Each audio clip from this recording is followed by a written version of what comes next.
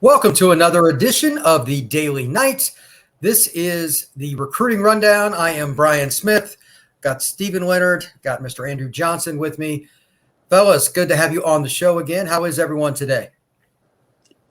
Pretty good. Good to be back finally. For me, it's always good to be on Inside the Knights, man. I love talking UCF football. Well, that is the aim of this podcast, and it's going to be recruiting centric. And quite honestly, it's pretty overwhelming right now because the number of kids that I've visited is absolutely staggering. I'm going to guess, depending on how you want to quantify it, it's at 350 to 400 players, counting all the 7-on-7 teams.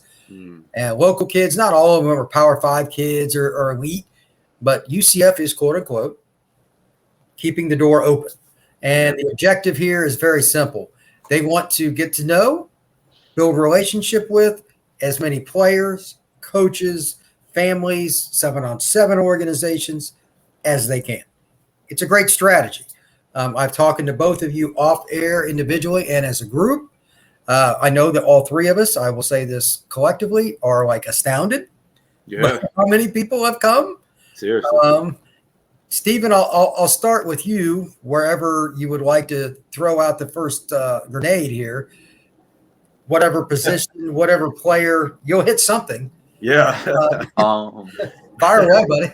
Obviously, I was there. I was at UCF's campus doing interviews last Saturday, and I started seeing people like roll up, and I was like, there shouldn't be this many people.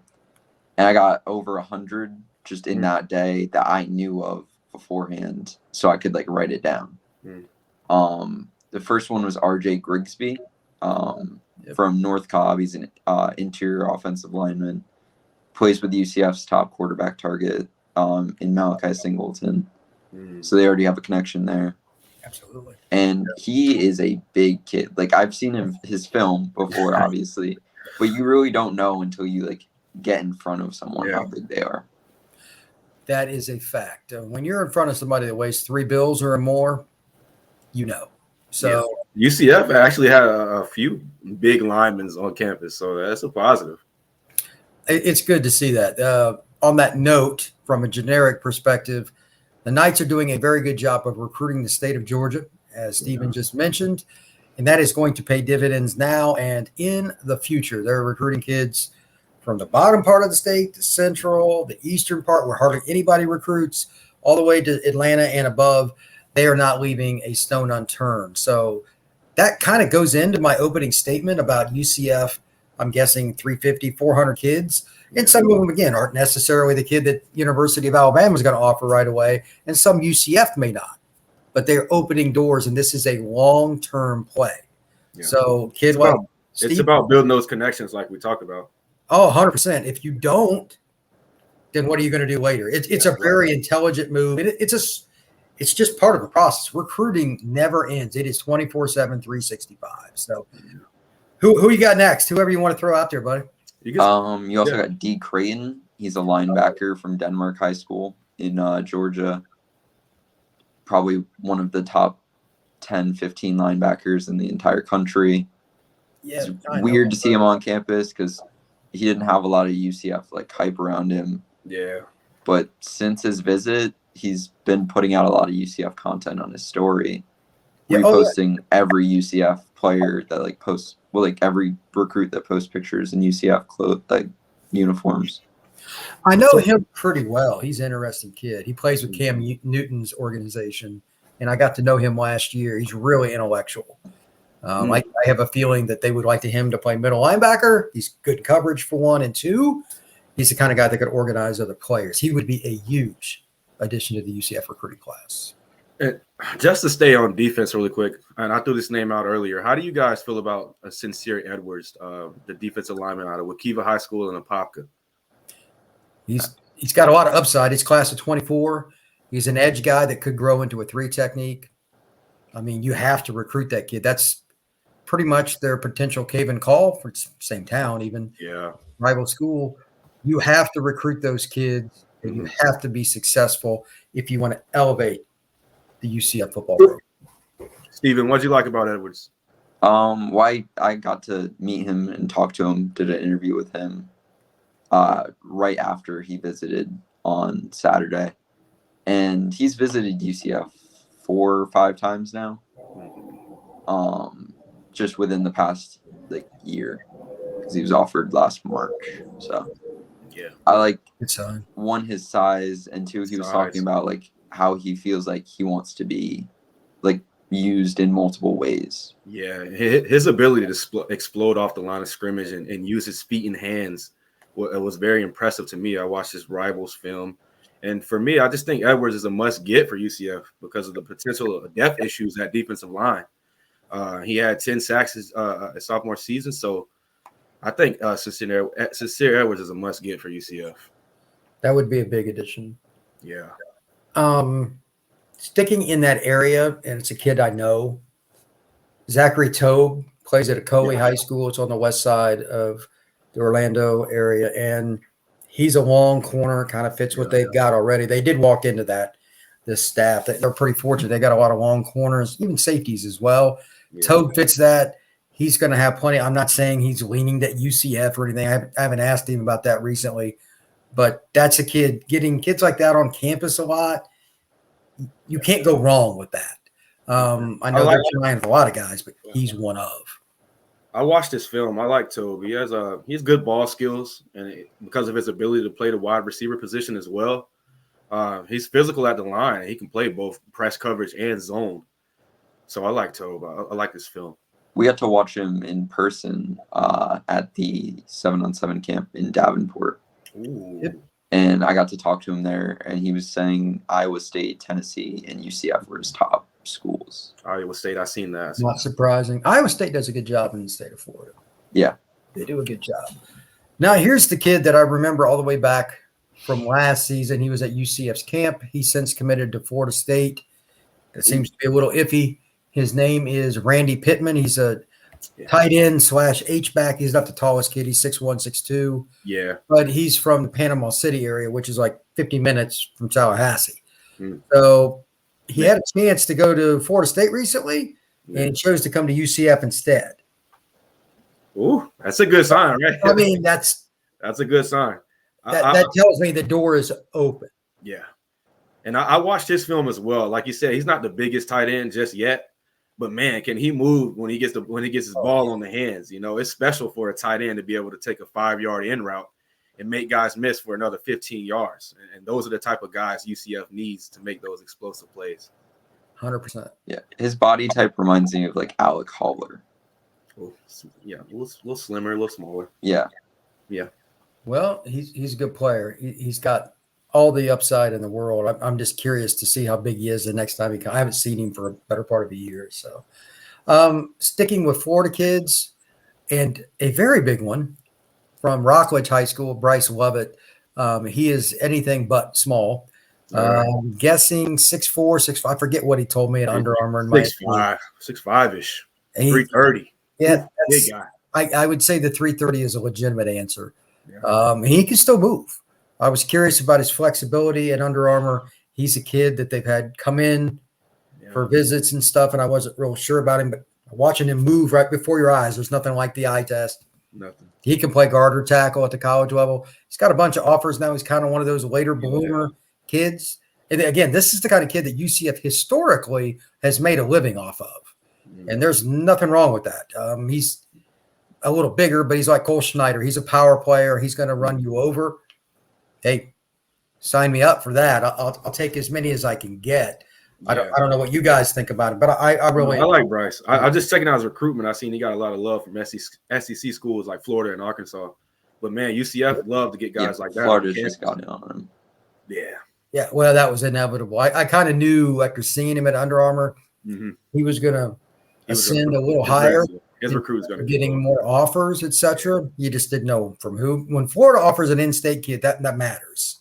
So I'm curious to see what he's going to have happen next with him. Really quick, Brian, I just want to jump right back to that tight end position because UCF just grabbed Troy Ford, and I think Michael Smith, being a friend of him, out of Georgia, UCF could possibly grab him as well, 4-star tight end. The 2024. 2024, yes, sir. I don't know much about him. I'll have to look him up. Is he at Calvary Day? The same? Yeah. What do you like about him, Steven? You go ahead, buddy. I met him as well Saturday. Oh, okay. And he's graded as the number 6 tight end in the entire class of 2024. It's a good sign. So I looked up his film, and he's very athletic. More of a receiver than a blocker, which kind of that new wave tight end. Oh yeah, flex tight end. 3-sport athlete, so he's very athletic. So, but that the school he goes to is elite too, so that'll help academically. Okay, well, I'm hoping that they can continue the Georgia pipeline. That's something that's probably going to be a theme. I have a feeling. I guess we can stay on that same school, and then you go to Terry Simmons II, the defensive lineman. He's 300 pounds from Cavalry Day. They have class some of 2023. Kids. When I was at Ford's announcement, there were some big kids sitting right behind me. I didn't know who they were, but there were some big kids right behind me. He was probably one of them. Yeah. That's interesting. I don't know anything about him. I haven't asked Troy about the other kids at his school yet. Underneath Troy's commitment, he said something about like partnering up again. Oh, man, if you start that cavalry, that pipeline, I think UCF would love that for sure. Well, anytime you can get kids that you have a relationship with through another player, it's a better opportunity to know what you're getting. So that's a part of the recruiting history for any school, UCF included. That's a very smart way to recruit. The more you know, the more likely you are to be prepared. So that's great. Love to hear it. I'm gonna jump around really quick, guys, because this is a Polk County guy. UCF just hosted this guy. I'm not sure if they'll land him, but man, you want these guys on campus. Jaremiah Grady Judd Anglin, 4-star defensive back, very long arms, can possibly play defensive back and safety before his high school career is over. Plays both football and basketball. He's an athletic elite defender, has that Polk County dog mentality. What do you guys like about Jaremiah? I actually just got a message from him a minute ago. He's a good kid. He's a track kid. Yeah. He can really run. He could project a corner or safety. But he has extremely long arms, as Andrew noted.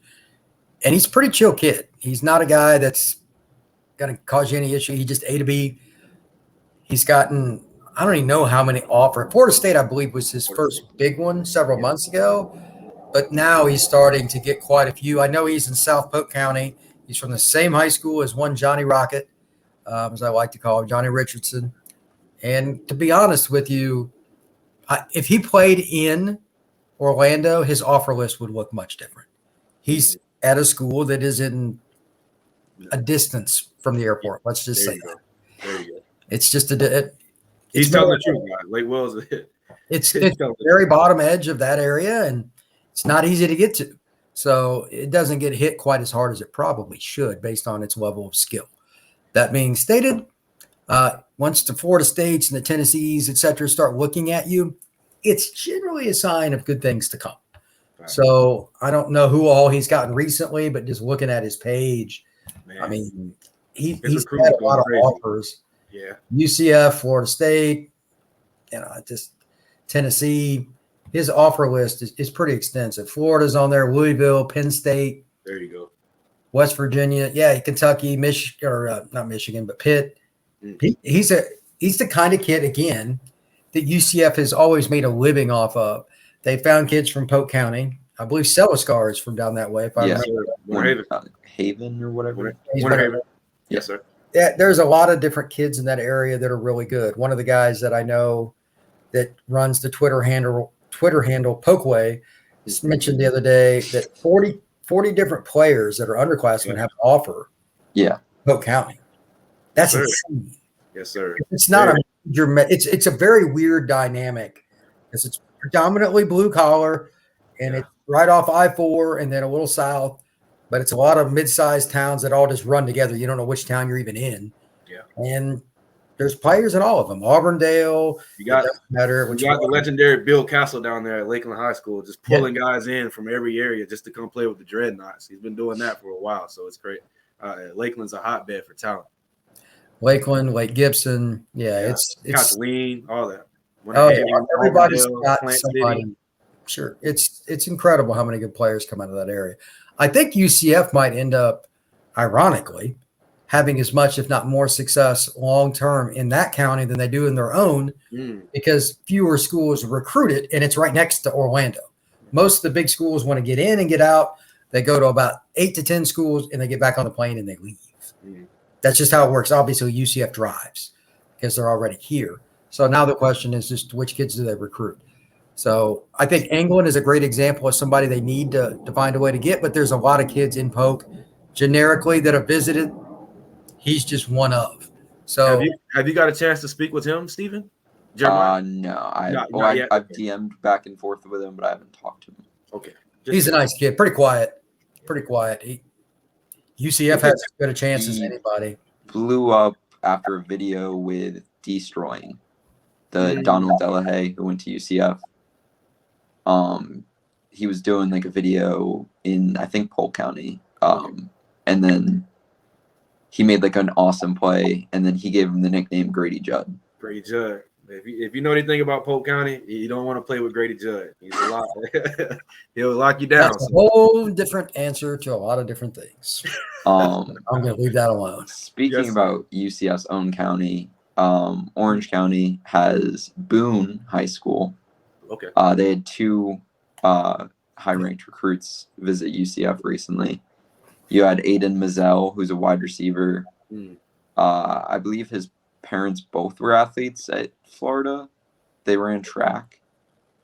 I know him. He's like 6'3", super fast. He can run. And Grant Reddick, aka the Red Rocket. He's the #1 kicker in the entire country. Here we go. And I was getting a personal reference from Leighton Nelson on him. I don't know much about kickers. I'm not trying to. That's Steven's specialty right there. He is the best kicker in the country. Okay. Well, I'll take your word for it. Yeah, and if they can get the local kids on campus, that's good. The kid you hung out with at the Mission Control event, wasn't he one of the top kickers in the nation too, right? Yeah, he was the #9 kicker. #9. So, hey, Obarski, you got some guys coming for you. It's amazing how the kicking game is just so unpredictable. That's why I don't really get into the kicking rankings that much, but it's still interesting. I'll grant you that. Grant Reddick. Yeah. Grant Reddick. Hey, really quick, we haven't talked about any wide receivers really yet. UCF's deep at the wide receiver position this season, but they're going to lose some of those guys. You got Jalen Brown, one of the top wide receivers, in the nation. I don't know if they'll land him, but him just coming on the campus, showing some love, is a positive. You got Santana Fleming. I'll have you guys speak about him, 4-star wide receiver out of American Heritage, Opelika. How do you guys know about him? And if you do, tell me what you like about him. I know both of them personally. Brown is his upside is as high as anybody in the country, unless it's changed in the last week or so. He has the nation's #1 200-meter time. Yeah, so that puts things in perspective. The other kid is really fast as well, not quite as fast as Brown, but he's got a lot of speed. He's a kid that's more of a slot receiver. Brown is 6 foot, 6'1", and he can really run. And he can really, really run. He makes guys look bad, really bad. Yeah, I know that Fleming has a like Ryan O'Keefe, Quan Lee type build where he's a little the size and the way he plays. Yeah, go 100%. Go ahead, Steven. Santana, I've talked to a lot. Mostly because I started, I was asking people at 24/7 why he's so low there. Because every other recruiting network has him as a pretty high 4-star, and they have him as a 3-star. I was like, that doesn't make sense to me, because I've seen him play. He's not a 3-star. He's like Brian said, those websites sometimes can be a little yeah. So I've been DMing back and forth with him about it, and he's one of the better 7-on-7 receivers. I don't know exactly how it transitions, as an outside receiver. His speed. He's a track guy. To college. But he's going to be a great slot receiver for someone. He just needs to catch the ball better. That's the knock on him. He'll drop passes sometimes, but once he gets the ball, he can make guys miss, make plays. Yeah, there's no question. I got two more guys on this list really quick, and we can wrap up the season. We got Barry Jackson Jr., out of Atlanta. I'm sure both you guys know about him. And we spoke about Jaremiah Anglin from Jupiter Christian, 6'6" guy, 200 pounds, basketball player, can jump out the gym. You guys go ahead, take over. The latter of the two is intriguing to me. I've seen his film. It's been a minute. But just generically speaking, UCF needs a few bigger receivers to kind of help fill out the roster. I don't know if that's the guy or one of the guy. I don't know how they're going to do it. Yeah. They need to get at least one really good boundary receiver so they can kind of solidify depth. The other kid, I can't remember if I've watched his film or not. I just know his name. Yeah. I don't know much about him. Yes. Go ahead, Steven. I know more about Barry as a DB than I know as a wide receiver. So he's pretty athletic. Yeah, that helps. That helps. And his arms are pretty long. That helps as well. But obviously, Jaremiah Anglin, like, you need size in the wide receiver room. Right now, I think they have Steven Martin and Joey Gatewood are their only receivers above 6'5". Was 6'5" and above? What? How tall is Jalen Griffin? Jalen Griffin's 6'4". Okay, he's right. That's tall for a receiver. Yeah. But man, you need those boundary receivers after you lose a guy like Brandon Johnson, 11 touchdowns. You need those boundary receivers. Kobe Hudson's, he's I feel like he's an inside guy, but he can play boundary. Yeah, he's gonna play boundary this year. He can play boundary. Yeah. Or they'll have Jalen Griffin there. That would be interesting to see. I think he'll earn some playing time. That could be. Yeah. One of the other kids that, who knows what it'll be. I'll just use an example. John Walker and Derrick LeBlanc play at Osceola High School. They've been to campus numerous times. Neither one of them is, quote unquote, anticipated to end up at UCF. All these kids visiting, the question is, who do they break through with? And again, I'm just using them because I know them as an example. They need to come through and get one of the elite kids that the Alabamas and the Georgias want. That's just, there is a very big perception war in recruiting. And I know from talking to recruits over years, there's about 6, 7, 8 schools that are just in their mind different from everybody, and UCF is not included. Mm-hmm. I'm hoping that some of the guys that we're talking about, at least a few of them, they can kind of break through with and get away from just taking transfers so much. I know that the UCF staff is trying like crazy for that. I'm just curious if any of the kids we've already spoken with, could be Bryce Lovett, whatever it is that guy, especially if they can get him before the end of spring, because it helps while other kids are being recruited. And you've got a guy who says, hey, look at him. He's coming to see us. Yeah, he's going to play for us. I'm curious to see who it is. It's just a good sign anyway, because a lot of these top kids are just putting UCF in their top schools. Yes. 5 years ago, you wouldn't see that. You wouldn't see that. Dakari Nelson, the safety from Nelson. Alabama. Yeah, he's from Selma. I mean, that's a school. It's in the middle of Alabama, just a regular town. And you get kids like that to come in. Yeah, I mean, he's got a bunch of offers. Yeah. I wrote about him yesterday. If you get kids like that on campus enough, whether it's directly or via the transfer portal, it's a big deal. And that's the other reason that you have to really cast a wide net. If you're the UCF Knights, you don't know who's going to come back around the second time. Lee Hunter's a great example. He goes to Auburn, then he turns around and he transfers to UCF.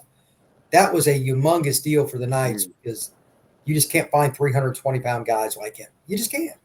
So that's a really good point, Brian. Even if they don't land the guy and they commit to another school, they can still transfer back to UCF because of that relationship they built with the coaching staff. That's a really good point. Speaking about just guys that get people like interested in coming to UCF, I feel like Brandon Adams right now, like as a guy on campus, is one of those guys because he was a quarterback in Atlanta. Obviously, knows a lot of people. Like a lot of the Georgia recruits were posting videos of him, posting pictures with him from their visits. Yeah, and like we said, if Malzahn can use that Cam Newton or that Atlanta, Georgia influence, it's a positive. Oh, 100%. That's going to bring bigger guys on campus just because that the Cam Newton was there, or Brandon Adams is doing an event or something like that. So that's a good sign. The only position that I'm not really sure what's going to happen at all is one that they have the most depth, and that's running back. They're going to shoot the moon. They're recruiting the top guys, but I don't think they're going to get any of them. And I'm curious to see if they just bypass the position, because if they did, they'd be okay. Right. Or do they take a transfer? That one is the most unique. I have no idea. They have an offer to someone at my alma mater, Palmetto Ridge High School. That running back. He's pretty Smiley good. Booker. Smiley Booker? Yeah. He's a good player. Yeah. He's a good player. With the name Smiley Booker, I think you got to be a good player, right? That's his twin played quarterback. Really? Too. Yeah. That's interesting. That's a good story right there. But yeah. Well, I think we've kind of covered the bases in general, but here's the overwhelming theme again. I have covered recruiting for the vast majority of my life. I've never seen anything like this in terms of the vast number of visits. I have a recruiting tracker on my site, Inside the Knights. Hell, I'm not even in the stratosphere. It's possible. It's not. Yeah. I mean, I'm live tweeting every arrival, and it's. Steven's been on top of it. I know he's just got to be losing some hair. Like, gosh, man, how do you stay up with it, man? I don't worry about that anymore. I don't have combs. Yeah. I'm getting there. I'm getting a little older, but man, Steven's most of the time I just tie it up. But yeah, and you've been at the Mission Control event, so you've been Salute to you.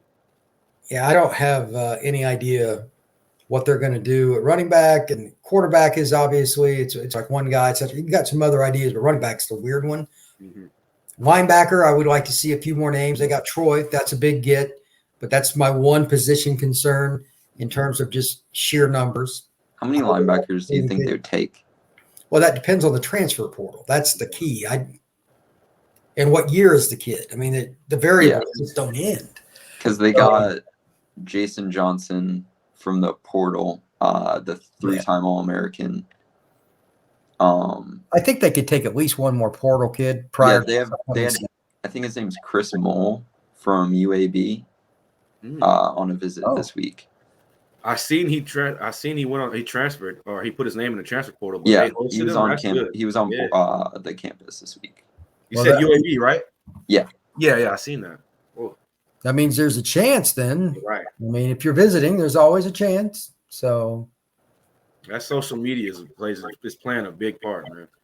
Oh, it's such a big part of it. You can't even put it in perspective. So if you don't do a good job with social media, you're cutting yourself off at the knees. And UCF social media department, by the way, is tremendous. They've impressed a lot of recruits. I don't know how you come up with who gets hired for that, but they figured it out pretty quickly.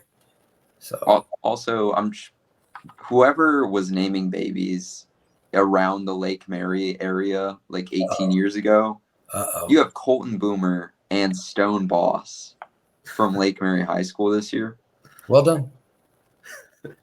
That's well done. I'll give you that. Colton Boomer for a kicker, though, is just not even fair. Yeah. Stone Boss for a linebacker? Boss. Stone. That's well, the thing with that is you better be good. I don't know anything about it. I have no idea, but I know Boomer is legit. Yeah. So and they hosted the Stone Boss kid today, right? Yeah, he was there today. 2022 linebacker. Yeah, he's like a walk-on target. Awesome. Okay, well that's fine, but that's intriguing with the name. I didn't think about that, but those are both from Lake Mary High School. Well done. Yeah. Then you got Braden Marshall. Oh yeah, Braden. So he got a Clemson offer not all that long ago. That was pretty intriguing. Yeah, we were talking about that. He's one of the most Are you guys high on Kay and Lee from both? Kay and Lee is from Cedar Grove up in Atlanta. Yeah. Okay. Yeah, he's elite. And Ricky Lee III. I know both he of plays those opposite to him at Cedar Grove. Two good guys. Yeah. Oh, absolutely. Ricky Lee is good friends with Malachi Singleton. Mm. Oh, is he? I didn't know that. They were hanging out their entire visit. Oh. Well, I mean, maybe they take them both. I don't know. Yeah. That's part of recruiting is the game behind the game. Mm. So I'm down with that. I'm not going to hate on you. I'm not going to hate. No. Relationships, man. Not going to do it. Not going to do it. To wrap this up, UCF, and I know Steven's going to be heading over tomorrow, is going to have more kids there. Gus Malzahn I don't think he'll be around. His father-in-law has passed, but UCF is still having visits and having things going on. It's pretty much what day is the spring game? The 16th? I forget which 16th of April. Right. They have a lot of time to get more kids on campus. In this month, and then starting next month, you can technically have official visits. I doubt UCF will. Most of them will take place in June. But being stated as much, you never know. Gus does things his own way. Yeah. So don't be surprised by anything that you see scrolling across Steven's timeline on Instagram or whatever it may be. I have a feeling that I still will not be keeping up with the recruiting tracker. It is what it is. I could have an intern that did nothing but that, and they would fail. That's how many kids are visiting UCF right now. So that's just life as a UCF recruiting analyst right now. It is overwhelming. So before we go, you guys stick around. Thank you very much, by the way, for both coming on the show again today. It's taxing. Please like and subscribe. Do what you can to come check us out at Inside the Knights. I've got a Facebook page. It's Inside the Knights. And I also have a YouTube channel. I'm really looking forward to seeing the next month or so. Recruiting-wise, I don't know when exactly, but I'm going to guess I'll get 1 or 2 commitments between now and sometime in May, just because of all the visits. It's kind of just the law of averages. Of course, as soon as I say that, it won't happen. But that's recruiting, man. It's really hard to pick when a kid will make a public announcement. So yeah, it is what it is. We have a May deadline for one of them. So with Malachi Singleton. Yeah, okay. He has May deadline. Oh, did he? Well, I didn't even know he'd announced that. I haven't talked to him this week, but I put that in my article. Oh, did you? I don't even remember. That shows you how much I got going on. I read the article. For real. There it is. But no, it's really amazing how many kids have come across UCF's campus in just the last 3 weeks, let alone the entire, from February forward. It's insane. So that's really good, and it bodes well for UCF holistically, long-term, not just the 23 class, but 24, 25, and on down the road, because the longer you develop a relationship, the more likely you are to be successful when they sign that letter of intent. So for Brian Smith and for Stephen Leonard and Andrew Johnson, everybody have a great day. Thank you very much. Everybody be safe, and we'll have some more Knights news coming up soon.